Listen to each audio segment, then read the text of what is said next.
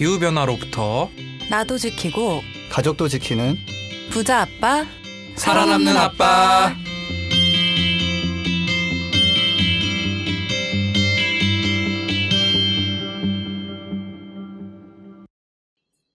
안녕하세요. 팟캐스트 부자 아빠 살아남는 아빠입니다. 기후변화로 급변하는 경제산업 구조 속에서 우리들의 가족도 지키고 재산도 지킬 수 있는 방법을 지금부터 알려드립니다. 네, 안녕하세요. 다음 주 휴가라 마음이 편한 김나연입니다. 안녕하세요. 기후에너지 전기차 자판기 김주석입니다. 네, 긍정적인 사고를 하기 위해서 기후변화를 좀 더 열심히 공부 중인 차윤탁입니다. 아니, 긍정적인 사고 하려면 그걸 공부하면 안 돼. 공부하면 왜냐면 이게 조금 날씨가 너무 좀 흉흉하잖아요. 그렇죠. 너무 더워요. 이게 진짜 정말 전 세계에서 이상기후 아닌데 없잖아요. 그쵸. 제가 그 생각도 해봤어요. 옛날 이야기인데 우산 장수 걱정하고 부채 장수 걱정하는 어머님 에피소드 있어요. 긍정의 사고를 만드는 유명한 일화인데 이제 그 아들 한 명은 부채를 팔고 아들 한 명은 우산을 파는데 이 어머니가 비 오는 날은 부채 장수 아들을 걱정하고 이제 날씨가 더운 날은 이제 우산 장수 아들을 걱정하는데 결국에는 그 사고를 바꿔서 비 오는 날에는 우산 장수 잘 됐구나. 그래서 긍정의 사고를 하는 건데 그런 식으로 사고를 해도 힘든 거잖아요. 비가 보통 온 것도 아니고 폭염도 보통이 아니고 정말 좀 긍정적 사고를 하기가 너무 힘든 것 같고 코로나 플러스 폭염 오니까 진짜 힘든 것 같아요. 코로나. 난 코로나까지는 괜찮았어. 델타 코로나 이게 맞아요. 바이러스가 한 1000배 정도가 있어가지고 그러니까 1000배? 한 1000배 정도 있어요. 그러니까 그 예전에는 바이러스가 예를 들어서 뭐 침방울 하나에 뭐 1이 들어간다면 지금은 예를 들어서 침방울 하나에 1000개가 들어갈 수 있는 거예요. 와. 그래서 이게 빨리 퍼지는 거예요. 예전만큼 조심해도 예전보다 훨씬 잘 퍼지기 때문에 지금 그래서 이게 확산이 엄청나게 빠르고 그래서 옆에만 지나가도 뭐 걸릴 수 있다. 그 얘기가 나온 거예요. 예전에는 한 침 한 10방울 맞아야 뭐 걸린다면 지금은 뭐 반에 반 방울 가지고도 걸릴 수 있고 뭐 약간 이런 식이에요. 아니 누가 자꾸 이렇게 알파 델타로 이렇게 업그레이드를 하는 거야. 조금만 더 버텨봅시다. 그런 속에서 또 저희를 또 채찍질하는 또 댓글이 하나 또 달려가지고 또 소개를 안 할 수가 없는데 김난 선생님이 또 한번 올림픽 분위기 살려서 한번 좀 읽어주세요. 올림픽 분위기를 살려서 읽으라고요? 네, 유다님께서 유튜브에 댓글 남겨주셨는데요. 전에도 댓글 단 것 같은데 기업에서 ESG 지표를 공개적으로 냈다는 자체에 의미를 갖기 시작해야 하고 그것을 강화하는 게 맞는 거지. ESG 경영에 대해서 투자자들이 관심을 갖게 된 지 얼마나 됐다고 까기만 바쁘신가요? 환경위기가 빨리 이루어져야 하는 건 맞지만 그렇게 바라던 국가와 기업 단위의 움직임이 시작됐고 그러한 부분에 대해서 앞으로 가속화될 텐데 이러한 움직임이 시작된 지 1년도 안 돼서 참 까기만 바쁘시고 100%가 하루아침에 되시길 바라시는 것 같네요. 그게 치우치지 말아주세요 라고 꼭 이렇게 방송에서 소개를 해드리고 또 답변을 드려야지 하고 생각을 했었거든요. 네, 저도 그냥 그런 거는 맞는 것 같아요. 잘하는 거는 이제 칭찬해주는 게 또 저 역할이고 네. 잘하는 부분에 대해서 얘기를 하고 아쉬운 부분에 대해서 약간 좀 속도를 좀 더 내고 그런 거를 했으면 좋겠다는 생각에서 하시는 거니까 약간 저희 거를 한 번 더 들어봐 주시고 한번 좋게 또 생각해 줬으면 좋겠습니다. 근데 이제 저는 사실 우리가 지금 어려워진 이유 중에 하나가 너무 늦게 시작해서 그런 거거든요. 그러니까 사실 ESG에 관심 갖게 된 게 작년부터라고 하시는데 그건 맞아요. 근데 기후변화가 문제라고 과학자들이 얘기하기 시작한 지는 40년 됐고 환경단체들 그린피스 같은 경우 2009년도에 덴마크에서도 빨리 감축하지 않으면 큰일 난다고 난리 쳤는데 이제야 기업에서 조금 시작하는 거거든요. 그러니까 뭐 올림픽 시즌이니까 총 딱 울렸는데 100m 달리기에서 5초 동안 선수가 안 뛰고 있는데 뒤에서 뭐 코치랄까 관객은 빨리 뛰어야지 지금 뭐 하냐고 근데 알았다고 지금 출발한다고 하는데 그러면 지금부터 천천히 가보세요라고 할 수는 없는 거죠. 그리고 우리가 벌써부터 지금 엄청난 폭염과 이거 시달려서 지금 밖에 나가지도 못하고 있잖아요. 나가면 잘못하면 진짜 큰 사고로 날 수 있고 그러니까 원래 NGO 역할은 좀 감사원 역할이랄까? 하여튼 좀 제대로 못하는 부분에 대해서 이렇게 보고서 푸시를 해주는 역할이 필요해서 만들어진 단체고 그래서 약간 그런 잘 안 되는 부분을 자꾸 얘기할 수밖에 없다. 근데 이게 천천히 가도 빨리 가도 상관없는 문제면 뭐 그렇게까지 스트레스 받게 서로 막 으르렁거릴 필요 없는데 너무 늦어서 생각하다 보니까 그렇게 얘기하게 된다라는 겁니다. 그러니까 네, 지석쌤 말씀처럼 NGO의 역할 자체가 이제 감시와 비판의 역할을 도맡아 하고 있다 보니까 또 그렇게 들리신 부분이 있는 것 같아요. 근데 정말 기후위기가 너무나도 심각한 상황이고 정말 하루빨리 우리가 변화를 이룩하지 않으면 안 되는 상황이라는 것도 다시 한번 말씀을 드리고 싶고요. 또 이렇게 주시는 의견이 너무너무 소중해요. 저희한테는 또 채널 성장에 있어서도 너무 소중하고 저희에게도 또 비판의 메시지 또 응원의 메시지 많이 보내주시면 감사할 것 같습니다. 근데 한 가지는 그게 치우치지 말라고 하셨는데 지금 상황이 극단적인 거지. 지금 시간 지나시면 알 거예요. 이래서 이렇게 빨리빨리 해야 된다고 많이 그랬구나. 그거는 시간이 지나면 아마 더 공감 가지지 않을까 합니다. 네, 한번 저희의 진정성 한번 보시고 네, 잘 지켜봐 들어주시면 주세요. 좋을 것 같습니다. 또 후원이 있었다면서요? 네, 맞아요. 저희 붓바살바 코너는 아니지만 지난 100회 특집이었죠. 지피지기 초대석 해양과학자가 바다의 조선왕조실록을 만드는 이유 에피소드에 팥도둑 고양이님께서 10,000원 후원해 주셨습니다. 감사합니다. 근데 너무 큰 후원해 주셔가지고 감사하고 또 지피지기 초대석 팀 힘내라는 말씀으로 듣겠습니다. 네, 하면은 거기 육행시 한번 가세요, 다. 알겠습니다. 솔직히 얘기하자면 저는 100회 특집을 우리가 했어야 되는 건데 붓바살바가 조금 양보를 해준 거죠. 알겠습니다. 네, 또 오늘 전기차 소식이랑 또 이제 ESG 관심이 좀 뜨거웠잖아요. 그래서 지난 방송 때 하지 못했던 ESG 얘기를 좀 하고, 그 다음에 오늘 분석해볼 회사는 SK 이노베이션인데, 또 좋은 점도 있고 안 좋은 점도 있고, 저희가 감사원 같은 수로 한번 방송 진행해 볼 수 있도록 하겠습니다. 그럼 전하는 말씀 듣고 본격적으로 시작해 볼 수 있도록 하겠습니다.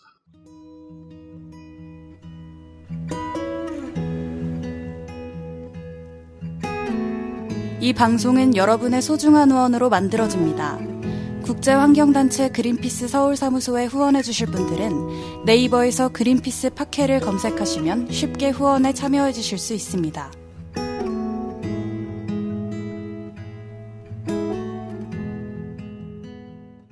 네, 저희 전기차 소식 본격적으로 가기 전에 또 재밌는 소식 많은 것 같아요.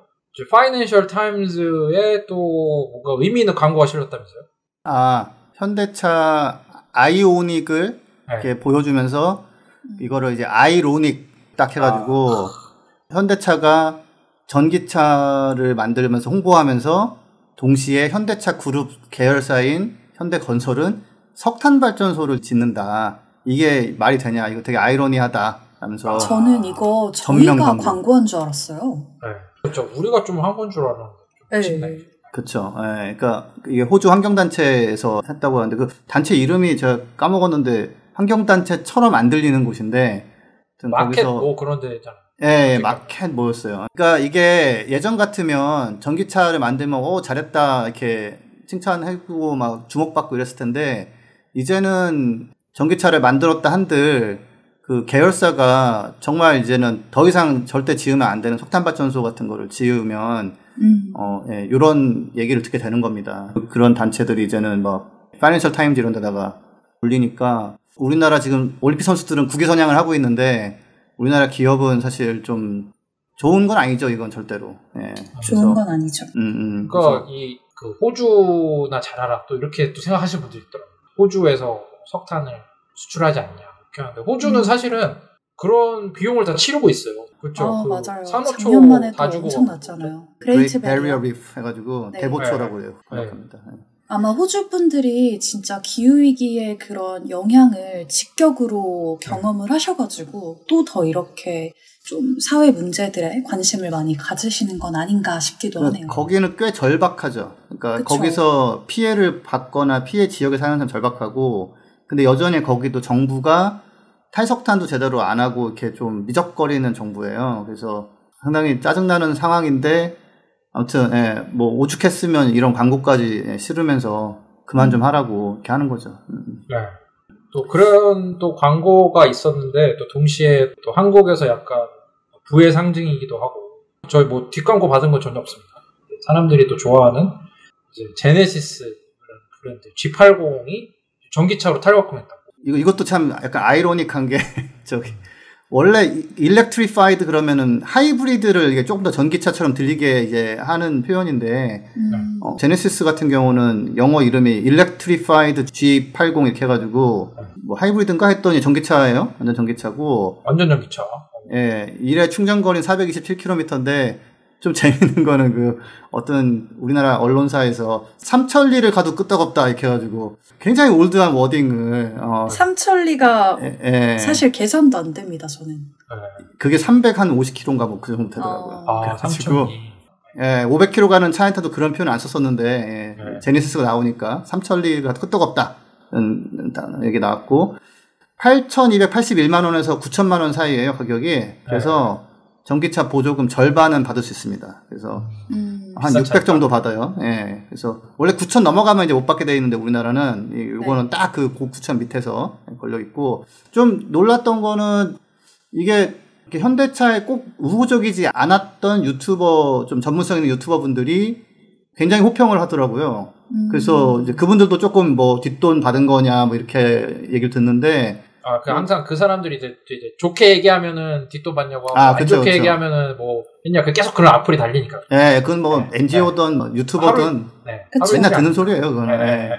근데 아무튼 뭐 굉장히 고급감도 있고 아무튼 되게 평가가 좋아요. 제가 뭐 타보진 않았지만 그래서 일단 아까 이제 이게 현대도 전기차를 그래도 전 세계 평균 수준보다는 더 좀 많이 활발하게 하고 있긴 해요. 근데 또 이게 몇 대나 팔릴지는 모르겠네요. 일단 아무튼 나왔고 인기 있는 차종의 전기차라서 좋은 반응 있으면은 그거는 제가 봤을 때는 좋은 일이죠. 어차피 이런 차를 타는 사람들이 있으니까. 그리고 약간 이 고급차 트림에서는 좀 전기차가 이렇게 그 일반 상용 브랜드에서는 많지 않았는데 좀 괜찮은 것 같고. 그리고 아마도 G80 정도 되면은 연비가 썩 좋지가 않아서 휘발유를 만땅 넣어도 한 500km, 600km 정도밖에 못 갈 거예요. 그러니까 전기차 주행거리로도 뭐 쓰는데 뭐 어려움은 없을 것 같다. 또 이제 이 제네시스 G80 같은 경우는 TV 광고도 하던데 TV 광고가 인상적인 게 불을 뽐내시는 분이 탁 타면서 마지막에 딱 집에 와서 딱 전기 충전하더라고요. 근데 그게 하나가 그 충전기 꽂는 게 앞부분에 있는데 그거를 이제 유튜버 분들이 이렇게 해보는데 조금 불편하다더라고요. 그거는 좀 그래서 화면에서는 되게 편해 보이는데 좀 너무 낮아가지고 그 꽂기가 조금 불편해서 고급감으로 싹 다니다가 마지막에 조금 허리 굽혀서 이렇게 꽂을 때 조금 살짝 기분이 안 좋을 수는 있지만 아무튼 뭐 유튜버 분들이 놓친 게 있어요. 뭐요? 이런 거는 회장님이 직접 충전하지 않아요. 그렇지. 그렇기 때문에 이거 좀 아쉽고요. 그리고 또 요즘 또 이제 그 자동차 유튜버들 사이에 또 도는 얘기가 너무 전기 충전비가 비싸져서 차라리 기름차 타는 게 낫다. 이런 얘기가 있습니다. 사실입니까? 많이 오른 건 맞아요. 그러니까 제가 2017년부터 전기차를 탔잖아요. 벌써 4년을 탔네 그럼. 이거 뭐. 근데 그때는 심지어는 무료 충전 되게 많았어요. 무료. 뭐 앞으로 3개월 동안 무료니까 아무튼 써보시고 뭐 이래가지고 그리고 유료화가 된 다음에는 제 첫 차 같은 경우 5,000원 정도면 만땅 채워서 한 200km 갔었으니까 그리고 그 완속 충전기라고 해가지고 좀 천천히 되는 거는 밤에 하면은 1,200원 정도면 200km 갔었어요. 근데 이제 그게 지금은 완속이 한 200원. 그러니까 200원이니까 그때 대비해서 한 3배 정도 올랐죠. 그러니까 한 완속으로 해도 한 5,000원 정도 넣어야 한 300km 가고 그 다음에 급속으로 가면은 300 요새 50원인가? 그러니까 한 10,000원은 넣어야 한 300km 가고. 근데 그 정도 가격이라고 하더라도 일반 휘발유차보다는 훨씬 저렴한 거 아닌가요? 그렇죠. 휘발유차보다는 저렴한데 이제 하이브리드랑은 좀 더 이렇게 격차가 줄어들고 그 가장 많이 예를 드는 게 연비 정말 좋은 디젤차를 가지고 고속도로를 달리면 굉장히 좋거든요. 연비 효율 면에서는. 그러니까 이제 그거랑 자꾸 비교하는 건데. 근데 그렇게 그건 좀 억지지. 그건 좀 억지지. 디젤은. 거기다가 고속도로 통행료가 아직도 50% 할인이에요. 내년까지인가 할인인가 그래요. 그래서 이제 거기서 할인되고. 근데 참 이거 있다. 그 왜 현대에서 만든 e피트라고 해가지고 초고속 충전기가 있어요. 네네. 거기가 회원 가입을 안 하고 그냥 뭐 싸다던데 충전비 한 다음에 이제 신용카드로 긁으면 킬로와트아워당 500원이니까 그러면 진짜 거의 휘발유차 뭐 비슷해지는 경향이 있더라고요. 근데 그것도 약간 최악의 경우죠. 최악의 경우. 가장 비싼 조합과 시간대 뭐 이거 찾아가지고 하면 그래도 많이 비슷해지는 건데. 예, 근데 이제 예전처럼 그렇게 막 1,000원에 200km 가게 하고 이러는 거는 좀 과했죠. 네, 근데 저는 이거를 그렇게 생각해야 될 것 같아요. 그러니까 전기차가 정말 이 사회에, 그러니까 지구를 위해서 또 우리의 삶을 위해서 정말 필요하기 때문에 이렇게 전 세계적으로 많이 지원을 하고 있는 거잖아요. 각국의 정부들이. 근데 이제 그 전기차 보급이 어느 정도 됐고 또 사람들의 인식도 많이 전환이 됐다고 생각을 하기 때문에 이렇게 혜택을 주던 부분을 점차 줄여나가고 있다. 이렇게 받아들여야 되지 않을까요? 그게 이제 건전한 시민 정신인 거고요. 남들은 1,000원에 200km 갔다고 하는데 나는 왜 이거밖에 안 돼? 이렇게 이제 억울한 마음이 좀 드는 사람들이 좀 있는 건데, 근데 더 비싸다 이런 건 아니다. 그리고 사실 이제는 말할 수 있다. 예전에 너무 싸니까 충전비가 네. 전기차를 사면 미친 듯이 다니는 분들이 좀 있었어요. 1년에 막 5만 킬로, 6만 킬로. 근데 사실 그것도 바람직하진 않거든요. 그래서 그쵸. 예, 지금은 그리고 아직도 보조금만 1,200만 원 정도 주고 그다음에 뭐 통행료 할인해 주고 아직도 자동차 세금은 1년에 한 13만 원 정도 하니까 예, 게다가 차가 더 좋아요. 그래서 지금 현대차 같은 경우도 전기차를 만들었더니 더 비싼데도 사내 사람들이 그러면은 위쪽으로 가도 되겠다 이런 생각을 하고 있다고 하더라고요. 그렇고 요즘 또 여기 2분기 경영 실적이 또 많이 나오잖아요. 그렇죠. 삼성전자 같은 데 15조 뭐 이렇더라고요. 근데 영업이익 얼마 못했네 이번에. 그러니까 15조가 네. 아이고. 대단한 거긴 하죠 사실. 근데 그쵸. 지금 현대차랑 테슬라랑 또 비교하는 뭐 그런 게 있었다면서요? 이틀 전에 어떤 매체가 이제 비교를 했는데 저도 좀 놀랐어요. 그러니까 2분기 실적이죠. 그러니까 올해 2분기니까 한 4월부터 6월까지 판매 및 뭐 매출, 뭐 순이익을 비교했는데 판매 대수는 현대차가 103만 대, 테슬라가 2만 대 살짝 넘었어요. 그러니까 5분의 1 정도 되죠, 테슬라가. 근데 이제 순이익에서 현대차가 거의 2조 정도 했어요. 1조 9,830억. 근데 테슬라가 1조 3,140억 원을 해버린 거예요. 어떻게 이렇게 판매 대수 차이가 많이 나는데 순이익 차이가 뒤집힐 수가 있죠? 영업이익률이 4.6%예요, 현대차가. 네. 근데 테슬라가 28.4%예요. 어떻게 이렇게 될 수가 있어요? 아니, 원래 이익률이 높았어요. 원래 항상 20%가 넘었는데. 근데 제조업이 영업률이 이렇게 높을 수가 있나? 어렵죠. 예. 그러니까, 테슬라는 전기차를 좀 이제 고급을 안 쳐주긴 하지만 어쨌거나 가격이 좀 있잖아요. 그리고 그걸 대량으로 하고 또 원가 절감 노력 굉장히 많이 해가지고 뭐 숫자가 증명하는 거니까 28.4%가 나왔고 예전에도 자동차 쪽이 한 20% 정도 됐는데 그때까지 뭐가 있었냐면은 뭐 상하이 공장 만드는 데 들어간 투자금 같은 게 빠지고 그다음에 뭐 일론 머스크가 보너스를 굉장히 많이 가져갔어요. 그래가지고 그걸로 빠지고 뭐 이래가지고 돈을 잘 못 번 것처럼 보였다 뿐이지 그때도 영업이익은 괜찮았는데 이제는 그런 게 다 빠지고 나가니까 28.4%가 나와버렸습니다. 그리고 제조업임에도 불구하고 이제 소프트웨어로 또 돈을 벌기도 하고 그 다음에 그 온라인 판매를 하다 보니까 매장에 이렇게 들어가는 돈이 별로 없잖아요. 그래서 뭐 이것저것 다 종합한 결과는 그 판매 대수는 5분의 1인데 현대차 대비 그 수익은 뭐 거의 현대차의 한 70%까지 따라온 상황입니다. 현대차도 뭐 인상적인 게 전체 판매차가 103만 대 정도 팔았는데 올해 그 2분기에 전기차가 5만 6천 대 정도 팔았는데 15%더 많이 좀 더 많이 팔았으면 좋겠네요. 네, 그렇죠. 그러니까 근데 한 가지 제가 이걸 보여드리는 게 뭐냐면 전기차를 제대로 잘 만들어서 팔면 돈을 벌 수 있다라는 거가 이제 증명됐다라는 거죠. 그건 항상 정말 맞는 말이네요. 항상 맞는 얘기는 뭐 전기차는 수익이 안 나고 전기차는 뭐 손해보고 팔고 이런 얘기가 많았는데 그거는 진심으로 하지 않을 때 얘기예요. 그러니까 3만 대 팔고 5만 대 정도 만들었다가 단종시키고 이러면은 비싸거든요. 근데 이제 아예 정말 각 잡고서 우리 주력차들이 날라가더라도 괜찮은 전기차를 만들어가지고 뭐 대체하겠다라고 이제 덤벼들어서 잘하면 돈을 이렇게 벌 수 있다라는 게 보여줬다라는 거. 그거 때문에 이거 말씀드립니다. 그러니까 뭐 배터리 회사 다 갖다 주고 남는 게 없다 그러는 게 했는데 그렇지 않은 것 같아요. 그렇죠. 그리고 테슬라 얘기를 조금 몇 가지만 할게요. 간단하게. 예, 그러니까 테슬라 같은 경우는 지금 배터리랑 태양광도 파는데 캘리포니아 쪽에 많이 팔거든요. 근데 거기가 요새 전력난이 좀 심해요. 그래서 테슬라가 최근에 그 가정용 배터리와 태양광을 가지고 있는 사람들이 동의를 해주면 거기 있는 배터리 전기를 필요하면 밖에다가 이제 방출해가지고 그 캘리포니아의 전력망을 좀 안정화시키는데 도움을 한번 줘보겠다라고 해서 이제 그런 그 자원할 사람들을 찾고 있거든요. 그래서 아까 제가 왜 아이로닉 했잖아요. 왜 현대차 그룹의 현대건설이 석탄 발전소를 짓고 있어가지고 이제 그 광고에 난 거.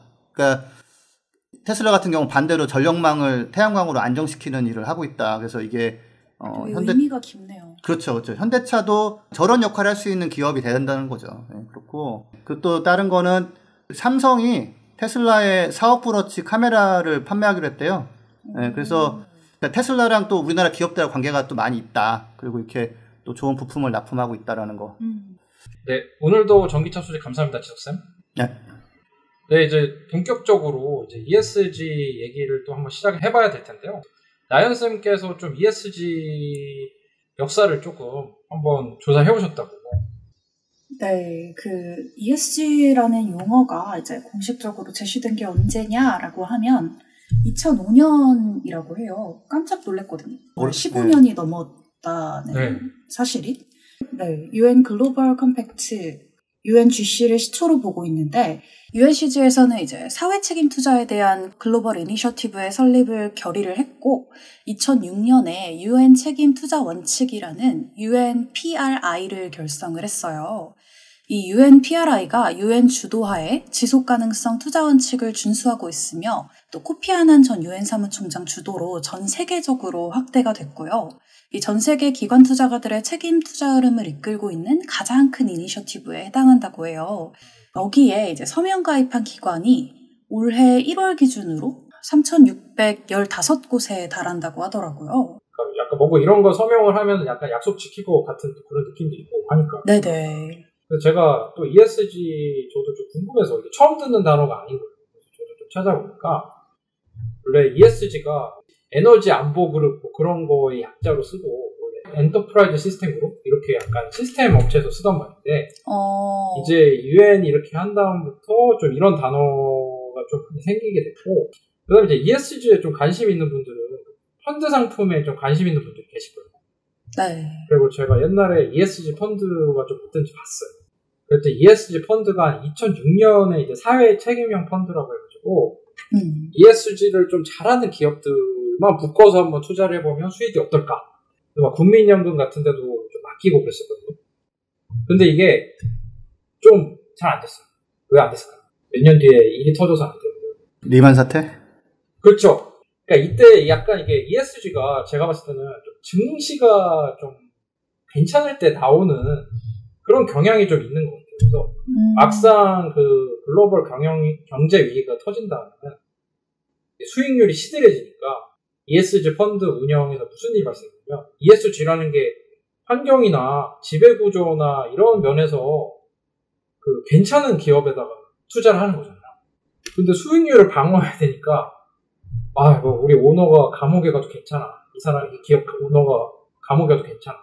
여기 안정적이야 하면 그냥 이제 넣어버리고 포트폴리오 이런 식으로 하면서 좀 흐지부지 됐죠. 근데 요즘 다시 ESG가 좀 다시 유행을 하는데 투자자분들이 조심해서 보셔야 돼요.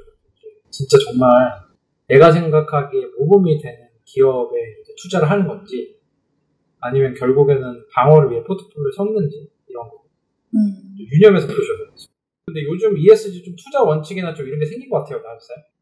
아까 말씀드린 그 UNPRI에 이제 우리나라에서도 국민연금을 포함한 11개사가 가입되어 있는데요. 이 윤탁쌤이 아까 말씀해주신 것처럼 여기에 서명을 하게 되면 매년 책임투자 원칙 이행 현황을 보고를 해야 되고 또 이제 여기에서는 A+부터 E까지 6단계로 점수를 매겨서 일정 점수 이하가 되면 그 서명기관에서 배제를 해버린다고 하더라고요. 네. 그리고 또 여기서 6대 책임 투자 원칙이라는 게 있는데 그 중에 한 3개만 소개를 해드리면 ESG를 모든 투자 의사결정에 반영을 해야 하고 주주권 행사에 ESG 이슈를 활용해야 하며 ESG 정보 공개를 요구한다라는 내용이 포함되어 있다고 합니다. 사실 우리나라 국민연금도 ESG 펀드에 좀 투자가 돼 있다면서요. 우리 미래를 책임지는. 네, 국민연금은 이제 한 2군데 기관에다가 2천억 정도를 맡겼는데, 근데 작년에 이제 국민연금이 규모가 833조 원이거든요. 작년 말 기준으로. 투자액이. 네, 그러니까 0.02%를 거의 맡긴 거예요. 요 정도는 0.02%는 사회적 책임을 좀 잘 하는 곳에 투자해줘. 그러면 동시에 그거는 좀 바꾸면은 99.98%는 그런 거랑 관계없이 투자한다는 거죠. 그 펜션 펀드라고 하는 거죠. 이런 국민연금이나 무슨 연금 같은 데가 너무 무책임하게 수익률만 보고서 투자하는 게 이게 문제라고 이제 빨리 글로 방향을 바꿔야 된다라고 좀 말이 많이 나오고 있습니다. 워낙 규모가 큰 돈이 기후든 뭐든 상관없이 막 흘러가는 경우가 많아서. 예. 하나 더 재밌는 거는 이제 국내 애널리스트 중에서 뭐 많은 사람은 아니지만 예를 들어서 이효석이라는 분 같은 경우는 얼마 전에 언론 인터뷰에서 ESG 비중이 100%가 돼야 된다. 국민연금 투자 중에? 그러니까 모든 투자에서. 그러니까 어떤 투자 포트폴리오 짜면 사실은 그 안에 ESG가 100%가 돼야 된다. 근데 자기도 그 말 한 다음에 너무 과했나 그러다가 다시 한번 생각해 봤을 때는 이거는 맞다. 왜냐하면 옛날에는 했다가 수익이 안 나네 이러면서 시들해졌지만 이제 예를 들어서 탄소세나 뭐 탄소 국경세 같은 게 이제 부과가 되면 그때는 진짜로 그거를 제대로 안 챙기고 있던 곳은 훨씬 더 힘들어지고 그렇죠. 그걸 대응하고 있던 곳은 훨씬 더 안정적이란 말이에요. 그 탄소 국경세도 사실 뭐 24년, 25년이면 뭐 얼마 남지도 않았잖아요. 그렇죠, 그렇죠. 예. 하여튼 이제는 그런 얘기를 하는 사람도 나오기 시작했다. 예, 그게 좀 변화가 있습니다. 국민연금이라는 게 우리 미래에 이제 나중에 은퇴한 다음에 쓸 수 있는 돈. 맞아요. 받을 수 있을까 과연? 미래를 이제 없애는 ESG를 지키지 않아서 탄소 배출을 많이 하고 기업에다가 99.8% 투자를 한다는 것은 좀 아이러니하네요. 그렇죠. 조금 고민해봐야 돼요. 그리고 또 이제 궁금한 게 그렇죠. 근데 ESG랑 CSR이랑 뭐가 다르냐 이런 거를 또 궁금해하는 분도 있을 것 같아요. 어떻게 다릅니까? 저도 옛날에는 그 ESG보다는 CSR이라는 단어를 더 많이 들었던 것 같은데 CSR은 이제 Corporate Social Responsibility라고 해가지고 기업의 사회적 책임 이게 더 익숙하신 분들이 많을 거예요. 근데 이제 ESG는 아시는 것처럼 이제 환경, 사회, 지배구조 이렇게 세 개를 뜻하는 단어죠. 제가 보기에는 ESG가 CSR을 포괄하는 개념 같거든요. 그런 것 같아요. 네. 근데 이제 실전을 보면은 제가 이제 CSR 팀에서 일할 뻔했거든요. 현대차 있을 때 거기서 하는 거는 뭐 어디 가서 이렇게 좀 뭐 도와주고 어려운 사람 도와주고 뭐 베트남에 뭐 학교 만들어주고 이런 거였어요. 그래서 영업 이익을 가지고 좀 사회 환원 활동을 하는. 네, 수익의 극히 일부를 가지고 소소한 활동을 하며 생색내는 활동으로 흘러버렸어요. 네, 그거 도움이 필요한 사람도 있겠지만 뭐 어쨌든 내 비즈니스 모델은 그대로 가되 그렇죠. 일부를 저희 도와준다 이런 거. 네, 하던 일은 그대로 하고 거기서 번 돈으로 뭐 약간 도움되는 일을 하겠다는 건데 이제 ESG 같은 경우는 당신들이 하는 일 자체가 사회에 피해를 안 주거나 도움이 돼야 된다라는 식으로 좀 가는 거죠. 네. 접근 방식이 완전 다르네요. 네. 그리고 최근에는 위기의식이 좀 깔려 있는 거예요. 이대로 가면 안 되겠다. 그러니까 이제 저 같은 경우 ESG를 비포 레리 핑크, 애프터 레리 핑크로 이제 좀 구분하고 싶은데. 근데 맞는 것 같아요.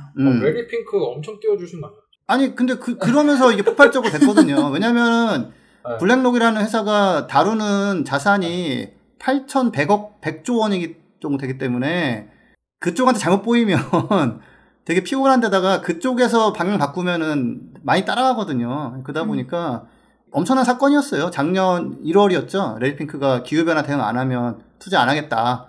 제가 아는 기업들도 레리핑크한테 편지 받아가지고 국민연금도 그랬을 거예요. 네, 부랴부랴 ESG 팀 만들고 뭐 넷째로 뭐 계획 만들고 했다라는 걸 제가 기업 쪽 일하는 분한테 들었거든요. 네, 그래서 만만치 않은 임팩트가 있었습니다. 그리고 그게 이제 약간 이제 ESG를 정말 진지하게 진심으로 하게 만드는 그런 출발점이 된다. 네. 레리핑크가 뭐 잘한 거죠.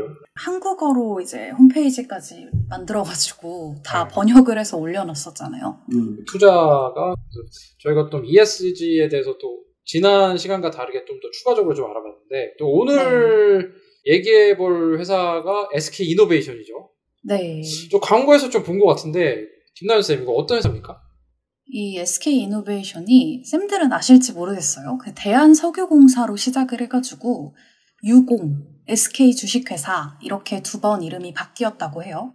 그리고 이 SK 주식회사가 SK 에너지를 분리를 하고 이 SK 에너지가 지금의 SK 이노베이션이 됐다고 합니다. 왠지 좀 SK 이노베이션 하면 제가 기억나는 게 약간 자연 친화적인 광고. 맞아요. 그런 게 좀 많았었던 것 같아요. 미래적인 광고 뭐 이런 거였는데 제가 그래서 봤어요. 이 사업 영역이 어떻게 나눠지는지. 근데 6개로 나눠지는데 석유 개발, 배터리, 정보전자 소재, 정유화학, 윤활유 이렇게 나눠지더라고요. 그러니까 6개 중에 4개가 화석연료 부문이라 저는 좀 솔직히 깜짝 놀랐거든요. 거의 이노베이트하지 않은 사업이라고 볼 수 있죠. 석유 파가지고. 뭐 배터리는 이노베이트한 거 아니에요? 근데 뭐 6개 중에 4개가 그러니까. 저도 배터리만 되게 크게 생각을 그렇죠. 하고 있었던 거죠.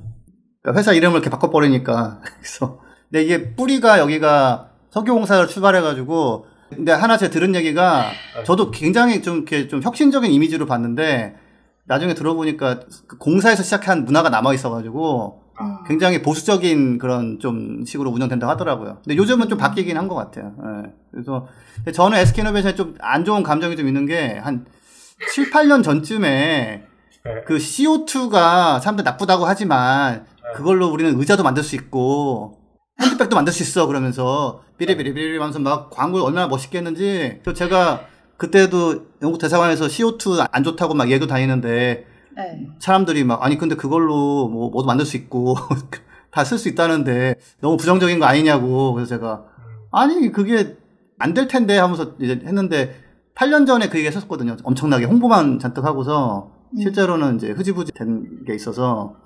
또 하나의 또 기억은 페이스북을 좀 하잖아요. 그래서 거기서 테슬라 뭐 이런 거 얘기만 했더니 어떤 분이 이제 테슬라는 글렀다. 이 원통형 배터리 이거 정말 잘못 생각한 거다.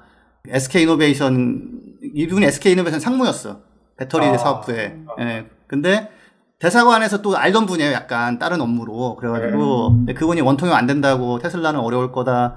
다른 배터리로 가야 된다 해가지고 제가 글쎄요 아닐 것 같은데요. 그랬더니 한번 오라는 거예요. 놀러 오라고 그러는 거예요. 그래서 제가 갔더니 한참 막 얘기를 하시고서 저한테 책을 2권 사주시더라고요. 그래서 약간 너무 자기 주장을 너무 강하게 펼치지 말아라라는 뭐 그런 메시지를 담은 책이었는데 지금 뭐 하시나 모르겠네요. 그래도 뭐 초대도 하고 책도 주고 했으면은 뭐 그렇게. 그러니까 역시 중역이 좀 여유가 있으니까. 근데 그때 하나 들었던 얘기 또 뭐가 있었냐면은 원래는 배터리를 좀 더 세게 일찍하려고 했는데 내부에서 반대가 심해가지고 하다가 잠깐 주춤했다가 다시 하려고 그래가지고 그게 조금 좀 후회가 있다라고 하더라고요. 그러니까 그 상무님이랑은 연락돼요? 안 해요. 이름도 기억 안 나. 어쨌든 그래가지고 오늘 SK 이노베이션 선택하신 거 아니죠? 근데 이게 지금 이제 배터리가 워낙 중요한 사업이다 보니까, 그러니까 그리고 사실은 안 좋은 면도 있지만 되게 어려운 변신을 그래도 웬만큼 성공시키고 있는 면도 있죠. 왜냐면은 그 석유로 돈 벌어서 다른 걸 하자라는 게 굉장히 좀 좋은 모델인데 보통은 석유로 돈 번 다음에 또 석유에 또 투자하거든요. 근데 SK는 그걸 좀 벗어난 면은 있어서 뭐 약간 기대주의 면도 좀 있죠. 그 SK 이노베이션에서 요즘 또 ESG 광고를 잘 하시는 것 같아요. ESG 캠페인 하는데 뭐 ESG 이런 S 세상 G 굉장하다 그래가지고 그 3개 사업을 꼽아서 좀 홍보하고 계신데 첫 번째로는 이제 플라스틱 열분해 기술, 플라스틱을 되살리고 그다음에 초저점도 신재생 에너지용 윤활유 뭔지 잘 모르겠습니다. 그래가지고 그다음에 이제 전기차 배터리 소재 생산 이걸 알겠는데 신재생 에너지용 윤활유 굉장히 기대되고요. 아무튼 이런 걸 하고 계신다고. 혹시 제가 한 얘기 중에서 좀 아시는 거 있으신 분? 아니면 플라스틱 열분해는 일단 거기서 중요한 워드가 있죠. 열분해. 열은 에너지를 필요로 하죠. 그래서 재활용의 한계를 다시 또 약간 표현하신 것 같고. 재생에너지용 그거는 태양광은 윤활유 필요 없으니까 풍력 발전기용 뭐 그런 걸 좀 만드나? 그럴 수 있겠는데. 그러니까 뭐 그린피스에서 플라스틱 생분해하면 되지 않냐? 사람들이 하면 생분해 안 된다고 몇 번 얘기해야 하는데. 그러니까 죽을 때까지 얘기할 그냥 잘게 해줄 뿐이라고 얘기해도 믿질 않아 사람들이. 어떡하면 믿을까. 그래서 지석쌤이 이제 그 상무님 때문에 그런 건 아니고 여기가 뭐 좀 최근에 뭐 리포트도 됐어요? 그렇죠. 예. 저기 작년에는 ESG 리포트라는 걸 내더니 올해는 이제 아예 또 다른 또 아예 넷제로 리포트를 냈어요. 예. 그 어쨌든 이게 옛날에 그 석유 산업을 하는 데서 새 출발을 해주는 거면 저희가 또 칭찬 좀 해주고 해야 되는 거죠. 새 출발을 하려고 하는 건데 보고서에 뭐 어떤 내용이 좀 되겠습니까? 어쨌든 저는 이게 제일 예쁘다. 중요한 내용이라고 생각을 했는데 그 온실가스 감축 목표가 있어요. 그래서 2019년 배출량 대비 2025년까지 25% 감축, 2030년까지 절반이죠. 50% 감축. 그리고 이름에서도 나오듯이 2050년까지 100% 감축을 하겠다. 라는, 네, 그 내용이 저는 핵심이 아닌가 생각합니다. 준원 LG화학보다 좀 훨씬 앰비셔스한 것 같은데요? 자, 그런데 요거는 노란색 페이지에 나와 있는 이제 넷제로 패스웨이 해가지고 2050년에다가 마이너스 알파까지 써놨어요. 그러니까 할 수 있으면 더 빨리 하겠다라는 거예요. 그래서 이거는 뭐 좋아요, 좋은 자세인데 디테일을 읽어보면 여기서 나오는 거지. 스코프 1, 2를 넷제로를 하겠다라는 거예요. 자, 스코프 1, 2는 뭐냐? 그거는 이제 에서 석유를 뭐 캐올 때라든지 아니면 석유를 정제할 때 나오는 온실가스를 얘기하는 거예요.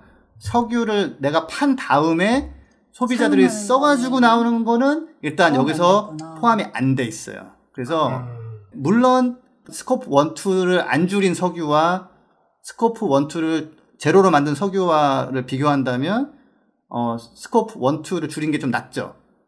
그런데 여기서 스코프 1, 2, 3를 또 모르시는 분이 계실 수 있으니까 한번 좀 설명을 부탁드립니다. 그러니까 스코프 1은 그냥 직접 배출되는 거. 정유 공장에서 막 팍팍팍 나온다 CO2가 그러면은 우리 시설에서 나온 거니까 이건 우리 거 스코프 1 시설을 운영하는데 그다음에 2는 그러잖아 우리가 전기를 사서 쓰는데 전기가 어디서 오지? 한전은 전기를 뭘로 만들지? 40% 석탄, 뭐 30% 가스, 뭐 이러면 이제 그러면은 그렇게 깨끗하진 않네. 그리고 이제 그걸 또 따져가지고 스코프 2 갖다 쓰는 전기. 그렇죠. 외부에서 가져오는 거. 그러니까 내가 배출하진 않지만 내가 쓴 것 때문에 나오는 거. 그리고 이제 스코프 3는 우리가 제품을 판매했는데 그 제품 때문에 나오는 거. 근데 이게 그 자동차 회사라고 생각을 하면은 이제 넷제로를 이야기를 할 때 우리가 판매한 내연기관차가 내뿜을 그 온실가스 배출량까지 생각을 해서 이야기를 하잖아요. 내가 만든 제품이 배출할 탄소 배출이 스코프 3인 거예요. 그렇죠. 근데 그 부분을 빼놓고 넷제로를 이야기한다는 게 조금 그렇죠. 이해가 안 되는 게 그러면은 석유를 판다는 거야 결국에는. 그렇죠. 석유를 판다는 거죠. 석유를 만드는 에너지나 설비는 재생가능 에너지를 쓰겠다. 전기도 재생에너지를 쓰고 그다음에 나오는 CO2도 어떻게든 처리를 해보겠다. 이거죠. 이게 약간 보고서에 함정이 있었네요. 그러니까 약간 그거 약간 신비한 TV 서프라이즈처럼 보면은 하나 보다 보면 그런데 막 이렇게 나오죠. 그렇죠. 신비한 ESG 서프라이즈 보면 중간에 그런데 석유는 계속 팔겠다. 안 판다는 얘기는 전혀 없어요. 자, 그래서 이제 그렇고 근데 그 뒤에 그 얘기 나오긴 나와요. 진도를 한번 나가 보시죠 이제. 근데 여기에 보면은 뭐 아리백을 한 2030년까지 하겠다는 건 있어요. 네. 그래서 그거는 뭐 오케이. 왜냐면은 아리백이 뭐죠? 재생에너지 100% 사용하는 거죠. 전기 사용에 있어서는 그런 CO2가 안 나오는 재생에너지를 쓴다라는 게 아리백인데 보통 2050년 얘기를 하는데 여기 2030년까지 달성한다고 돼 있더라고요. 그래서 그거는 뭐 오케이. 칭찬해. 칭찬해 하면 요새 인기가 올라가는 것 같더라고요. 이런 긍정적인 사람 좋아하니까. 그런가? 자. 또 뭐가 있냐면 CCUS 얘기를 합니다. CCUS. 예전에 광고만 시컨하고서 안 했던 CCUS를 다시 해보겠다라고 얘기를 하는데 그거 뭐죠? CCUS? 왜 못 버리는 카본 캡처 유틸라이제이션 앤 스토리지 해가지고 카본을 캡처 잡아 그 다음에 써 유틸라이제이션 안 되면 그 스토리지 어디다 보관을 해 이거죠. 그러니까 어쨌든 뭐 기술로 줄인다 뭐 이런 거. 근데 이걸 하겠다는 곳이 지금까지 20년 동안 계속 있었는데 실제로 거의 한 거 없어요. 그리고 이걸 할 때 돈이 굉장히 많이 들어가지고 지금 유럽이나 이런 데서는 CCS 얘기하지 마라. 하려면 니네도 돈으로 해라. 왜냐면 이걸 한다면서 또 국가 지원 같은 걸 굉장히 요구한 경우가 많아요. 근데 그거를 만약에 그 지원을 안 해주면은 그 비용까지 포함하면은 사실은 그런 석탄, 석유 이런 가격이 굉장히 올라가거든요. 그러니까 실제로 비싼 건데 안 비싼 것처럼 보이게 하는 뭐 그런 면도 있죠, 이게. 그리고 결정적으로는 이게 안 될 확률이 굉장히 높다라는 거예요. 지금까지 된 적이 없어요. 예. 그리고 그 유틸라이제이션 할 때 뭐 플라스틱을 만드는 이런 얘기도 있지만 연료를 만든다는 얘기 들어보셨어요? 이퓨얼이라고? 이퓨얼이 뭐냐면 많은 에너지와 CO2 같은 게 있으면 뭐든 만들 수 있어요, 사실. 뭐 못할 게 뭐 있어. 에너지를 막 빡빡 집어넣어 버리면 그 CO2를 가지고 뭐 물이랑 뭐랑 해가지고 섞어가지고 아무튼 막 합성해서 만들 수 있어요. 그 휘발유 비슷한 거를. 그게 그 이퓨얼이라고 해요. 전기로 만든 연료라는 거예요. 그 E가 일렉트릭이에요. 그래서 사실은 전기를 가지고 휘발유 같은 걸 만든 거, 액체 연료를 만드는 건데 문제는 뭐냐? 전기 6을 써야 이퓨얼 2를 만들 수 있어요. 그냥 전기를 쓰는 게 낫지 않나요? 그렇죠.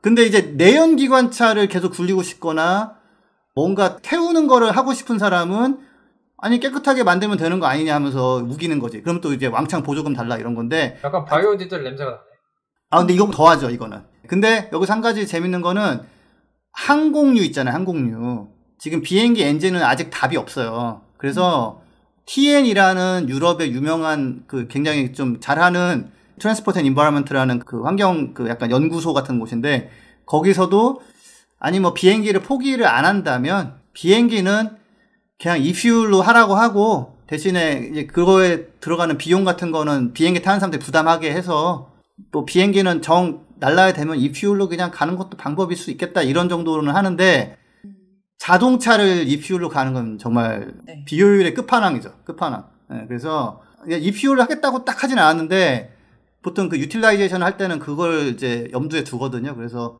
그걸로 가는 것은 좋지 않다. 이퓨얼 홍보가 좀 시작된 것 같아요. 네, 맞아요. 그게 이제 내연기관을 하는 사람들은 이퓨얼이 생명줄이거든. 근데 솔직히 저희가 이 팟캐스트 시작한 게 2019년 6월이잖아요. 근데 그때 저희가 전기차 얘기를 할 때랑 지금 전기차 얘기할 때가 정말 다르잖아요. 다르죠. 네. 근데 지금 이 시점에 이런 이퓨얼을 얘기를 한다는 게 잘 이해는 안 가네요. 이게 최후의 발악, 정말 마지막 발악이에요, 이거 제가 봤을 때는. 네. 그리고 이퓨얼도 하겠다. 그런 뉘앙스가 있죠. 그 CCUS의 U에는 그게 들어가 있어요. 네. 그것도 한 옵션으로 들어가 있어요. 네. 이거는 뭐 지켜보면 알겠고요. 그다음 또 다른 거 하나는 여기서 이제 그린 플랫폼이라고 해가지고 뭐냐면은 그 상쇄를 하겠다, 숲을 조성한다든지 이런 식으로.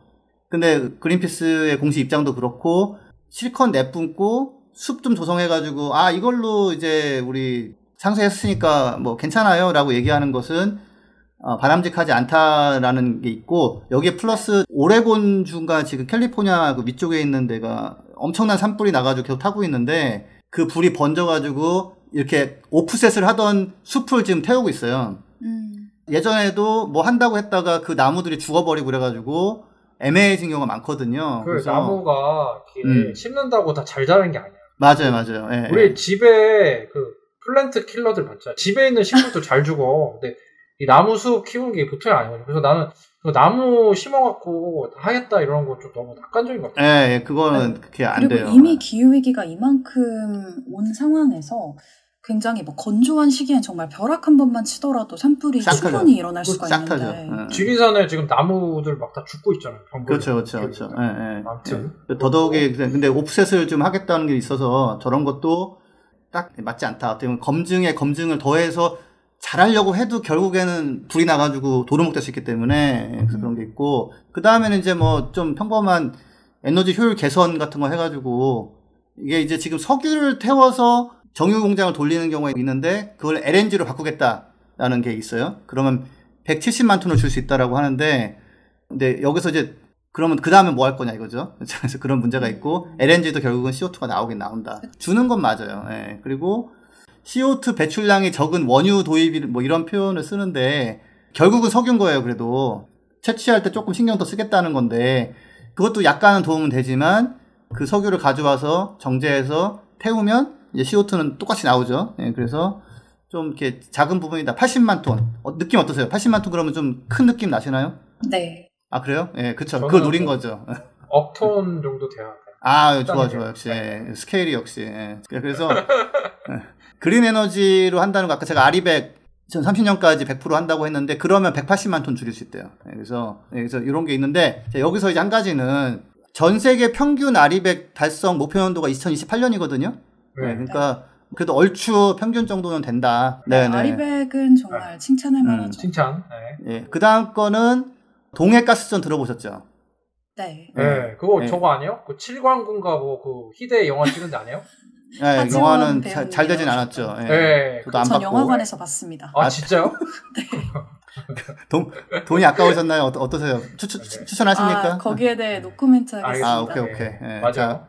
근데 동해가스전이 그 울산에 있는 그 정유공장에서 한 60km 떨어져 있는데 어떻게든 거기까지 CO2를 가져가서 파묻어 보겠다. CCS 이거는. 칠광고 2 나오는 밑밥 아닙니까? 뭐 그럴 수 있죠. 거기에 CO2를 CO2가 이제 들어갔다가 그 괴물들을 뭐 깨워서 나온다거나 이런 거. 저 진짜 궁금한 게 이렇게 광고에 CO2를 묻는다고 하면 묻혀요? 가스인데? 이거 어떻게 되는 거야 이게? 묻을 수 있다. 세게 집어넣어서 꽉꽉 틀어 막으면 거기서 토양과 화학적 결합을 해서 안 나올 거다라고 얘기하면서 맨날 해봐야지 우리 할 거예요 해볼 거예요라고 하는데 사실 하기도 해요.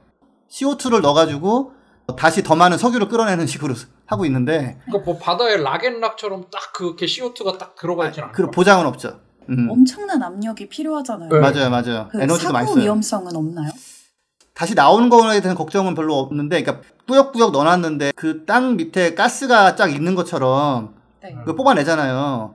그러니까 다시 가스를 집어넣고서 안 나올 수도 있다라는 것까지는 어느 정도 인정이 돼요. 근데 그랬을 때 그게 압력 때문에 다른 곳이 약간 균열이 생겨가지고 거기서 슬금슬금 새어 나온다거나 아니면은 이렇게 팍 나오지는 않는데 천천히 나올 수 있기 때문에 이제 그런 경우는 이제 힘들게 집어넣고서 50년 후에는 그냥 효과가 떨어지거나 이럴 수 있기 때문에 조금 아직까지는 이걸 본격적으로 정말 그러니까 더 많은 석유를 끌어내기 위해서 CO2를 집어넣는 거는 노르웨이가 하거나 이런 게 좀 있는데 본격적으로 이걸 하는 경우는 없고 3천억을 쓰겠다고 하는데 아무튼 돈이나 에너지나 이렇게 모든 면을 생각해 봤을 때 엄청나요?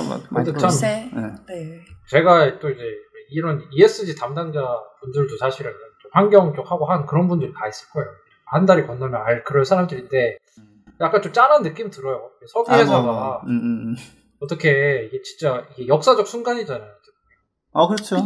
그걸 이게 전환하는 게 좀 쉽지가 않은 상황에서 또 이런 보고서에 또 고군분투한 부분이 좀 보이는 것 같은데 그런 거 있죠. 그런 거는 조금 칭찬해주고 싶고 저번 LG화학이랑 좀 비교하면 좀 어떠세요? 근데 이제 저기 종합화 보면은 2035년 넷제로라는 또 그런 페이지가 있는데 재생에너지 도입이 60%, 효율 개선 23%, 연료전환 14%, 뭐 CCS 3%, CCS를 그렇게 크게 보진 않아요. 근데 여기서 또 배터리 사업부는 2035년 넷제로 하겠다고 했는데 이것도 그 LG화학이 썼던 그 꼼수 있죠. 그러니까 늘리지 않는다는 거예요. 지금 배출량을 유지하면서 배터리 생산량을 크게 높이겠다라는 거예요. 그러니까 제로는 아닌 거야. 그러니까 많은 노력한 건 맞지. 근데 이렇게 이야기하면 사람들이 넷제로 되는 거야? 그러면 근데 이렇게 넷제로라고 크게 써놔도 되는데 그건 안 되는 거죠. 그거는. 그러니까 제가 항상 얘기하는 게 솔직하게 정말 생산량을 많이 늘릴 건데 그 배출량은 늘지 않도록 우리가 여러 가지 노력을 하겠다. 이렇게 표현을 해야 되는데 얘기를 해도 충분히 칭찬을 할 수 있는데 그렇죠. 약간 2035년 넷제로다라고 하면 넷제로라는 뜻이 탄소 배출이 0인 거잖아요. 전 과정에서. 그러니까 이렇게 홍보를 하는 건 거짓말이 아닌가 생각이 드는 거죠. 조금. 근데 마지막에 제일 짠한 게 어디 있어요? 스콥 3가 나와요, 드디어. 스콥 3를 감추지 않았어. 아까 얘기했던. 그렇죠. 그러니까 앞에는 스코프 1, 2 한참 얘기하고 이제 3는 뒤에다가 살짝 쿵 다뤘어요. SK 이노베이션이 생산한 제품이 뿜어낼 배출량. 그렇죠. 자, 그래서 우리 지금까지 150만 톤, 80만 톤 얘기했잖아요. 자, 스콥 3 배출량 1억 3,413만 톤입니다. 윤탁쌤이 좋아하는 업다운. 어디서 나왔어요. 그런데 이런 효과를 한번 넣어줘야 돼요. 그런데 아까 간판으로 나왔던 4가지로 줄일 수 있다라는 게 170만 톤, 80만 톤, 180만 톤, 150만 톤이니까 이걸 합치면 630만 톤이에요. 그러면은 1억 3,413만 톤 대비 너무 적은 양이죠. 쓰게 썼네, 그래도 솔직하게. 그건 인정. 그래서 제가 그래도 인정. 그래서 여기에 또 이제 45%를 줄이고 75% 줄인다고 했는데 이건 또 뭐냐면 집약도예요. 집약도 목표. 인텐시티라고 해가지고 매출 대비 배출량을 줄이겠다는 거예요. 근데 이거는 석유값이 올라서 매출이 늘어나면 인텐시티가 줄어요. 네. 자, 이해가 안 돼요. 좀. 보면 2030년에 45% 줄인다고 돼 있어요. 스콥 3에서. 그 집약도 면에서. 그러면은 석유값이 45%가 오르잖아요. 예를 들어서. 똑같은 양의 CO2를 배출하는 석유를 똑같이 팔아도 45% 줄은 거예요. 네. 이런 거 계산하느라 진짜 힘들었겠다. 그럼 석유값이 오른다고 보는 거야? 올리겠다는 거야? 보통은 오르잖아요. 근데 10년 정도 있으면은 뭐 안 오르겠어요? 그러니까 석유값이 오를 거니까. 네, 그러니까 인텐시티 이런 목표는 예전에는 좀 통했지만 지금은 이제는 우리는 정말 그 양으로 배출량에서 넷제로로 가야 되기 때문에 그러니까 이런 걸 보고서 소비자들이 75%나 줄어? 45%나 줄어? 그럼 잘하고 있는 거고 문제 없나? 라고 착각을 할 수 있다라는 거죠. 그래서 석유 사업을 얼마나 지금 유지하려고 보고 있는지 모르겠는데 사실은 이렇게 인텐시티 이러면서 이렇게 오랫동안 끌고 가려는 계획은 수정되는 게 맞습니다. 뭔가 참 많은 고민이 담긴 부분 같습니다. 맞아요. 근데 저는 많은 고민이 스콥 3를 그래도 명시하고 했다는 건 제가 좀 인정. 왜냐하면 아예 빼버렸으면 정말 이거는 제가 더 뭐라 했을 텐데 SK이노베이션이 지금 진통을 겪으면서 배터리 사업을 지금 성장시키고 있는데 그걸 더 키우고 이제 석유 쪽은 더 빨리 줄일 생각을 해야 되는 거고요. 마지막으로 플라스틱 얘기가 한번 나오는데 100% 재활용을 하겠다는 거예요. 정부와 함께 협력해가지고 100% 재활용이라는 거는 가능하지가 않거든요. 그러니까 우리가 몇 번 얘기했냐. 플라스틱은 재활용이 안 되고 다운그레이드 된다. 그렇죠. 예. 그래서 지금 많은 매출이 뭐 음료수병이라든지 이런 걸로 막 될 텐데 아무리 어떻게 해도 그리고 열분해라는 편 썼잖아요. 자기들이 열분해. 네. 그 열은 어디서 가져올 건데요. 전기는 차라리 만들 수 있어도 열은 만들려면 지금 더 답이 없어요. 그래서 그나마 태양광 풍력 전기로 수소를 만들어가지고 그걸 다시 태우는 거 뭐 이런 얘기가 나오는데 그러니까 이런 식으로 100% 재활용 돼? 그럼 뭐 그냥 난 열심히 라벨이나 띄고 그러면 되나? 이런 착각을 하게 만드는 거니까. 플라스틱도 그 석유랑 또 연관이 있어서 그렇죠. 못 잃고 있는 것 같아요. 그렇죠. 그래서 이거를 시도를 해보는데 20%밖에 안 되고 열도 너무 많이 들어가고 그걸 회수할 때 트럭도 다녀야 되고 안 되겠네요. 저희가 앞으로 페트병 안 만들겠습니다. 뭐 내지는 뭐 이런 거를 좀 해야 되는 거죠. 그래서 그러니까 지금 그래도 넷제로 보고서는 저는 다른데 회사에 비해서는 국내 보고서 중에서는 퀄리티가 꽤 있고 여기서 보고서 이제 더 발전적인 방향으로 갈 부분이 굉장히 많이 있다. 그래서 아까 그 1억 3천만 톤의 스콥 3를 얘기를 해야 되고 그러면은 석유 화학 산업은 훨씬 더 빨리 규모를 더 팍팍 줄이는 수밖에 없다. 그렇습니다. 진짜 김지서 선생님한테 만점을 받을 그 ESG 보고서 저희가 수배하고 있으니까. 그럴 일은 없어요. 네, 전 세계 ESG 담당자분들께서는 좀 귀를 기울여줬으면 좋겠고요. 네, 그러면은 저희 좀 전하는 말씀 듣고 오늘 방송 마무리할 수 있도록 하겠습니다. 안녕하세요. 오늘만 쇼호스트 똑이에요. 오늘 소개할 제품은 바로 크릴 오일입니다. 요즘 사람에겐 필요 없는 크릴 오일 찾으시는 분들 많으시죠? 남극의 펭귄과 고래의 주식인 크릴, 먹지 말고 양보하세요. 크릴 보호와 함께 전 세계 바다의 30%를 보존하기 위해 지금 바로 인터넷 검색창에 그린피스 해양 보호를 검색해보세요. 네, 저 오늘 방송 좀 어떠셨습니까? 저는 사실 저희가 지난 방송에서 맨 처음 ESG를 다뤘잖아요. 근데 그 방송이 굉장히 많은 분들이 관심을 가져주셨어요. 그래서 저희가 또 심기일전 해가지고 이번 방송을 준비를 했는데 어떠셨는지도 궁금하기도 하고 해서 좀 많은 분들이 의견을 댓글로 좀 남겨주시면 좋을 것 같습니다. 네, 저는 이제 좀 아쉽다. 이게 근본적인 체인지를 하면 ESG 담당자가 고민을 덜하고 이렇게 보고서를 만들 텐데 진짜 마지막에 또 반전 있지 않았습니까? 스코프 3 1억 톤 그렇죠. 네. 충격적이고요. 기업 경영에 대한 그런 어려움은 이해가 되지만 결국에는 빨리 변화를 해야 빨리 제자리를 찾을 수도 있는 것 같습니다. 그렇죠. 예, 예. 재석쌤 어떠셨어요? 아니, 저는 요새 멘붕 됐다가 좀 그러려니 하는 거 보는데, 시베리아, 남유럽, 캐나다, 캘리포니아가 동시에 불타고 있고, 영국, 독일, 이탈리아, 뭐 터키, 인도까지도 막 홍수가 심하게 와가지고 피해가 크거든요. 중국도 장저우시라는 곳은 1년 강수량이 24시간만 쏟아져가지고. 진짜 장난 아니더라고요. 예, 1년치가 쏟아졌어요. 하루 만에. 그리고 우리나라도 지금 폭염 때문에 지금 밖에 나가기가 좀 그렇잖아요. 그래서, 예, 기업이 이렇게 바꾼다는 게 어려워요. 어렵고, 사실 SK 이노베이션이 뭐 당장 내일부터 정규공장 안 할게요. 그러면 그것도 사실 문제가 되긴 하거든요. 그렇죠. 예. 일자리도 그렇고. 근데 이제는 어떻게 보면 사회와 정부와 정치인들한테 우리도 정말 했으면 하는데 도움이 많이 필요하다 해가지고 환골탈태를 하는 것을 뭐 전 국민과 정부와 뭐 금융기관들이 같이 좀 해서 좀 나서줘야 된다. 말장난하고 뭐 스콥3는 조금 나중에 살짝 언급하고 요거는 보다는 아예 그냥 좀 더 스콥3를 그냥 1페이지에 넣고 이거 줄이려면은 이렇게 해야 되는데 그러면은 이렇게 같이 바꿉시다 이렇게 좀 했으면 좋겠다. 지금 너무 심각하다. 고민 그만하고 그냥 힘 합쳐서 바꿔야 된다. 저는. 네, 그렇네요.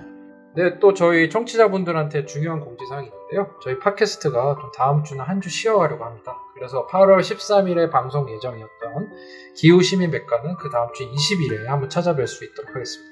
또 오늘 끝까지 함께 해주신 청취자분들과 또 지석선 선생 감사합니다. 감사합니다.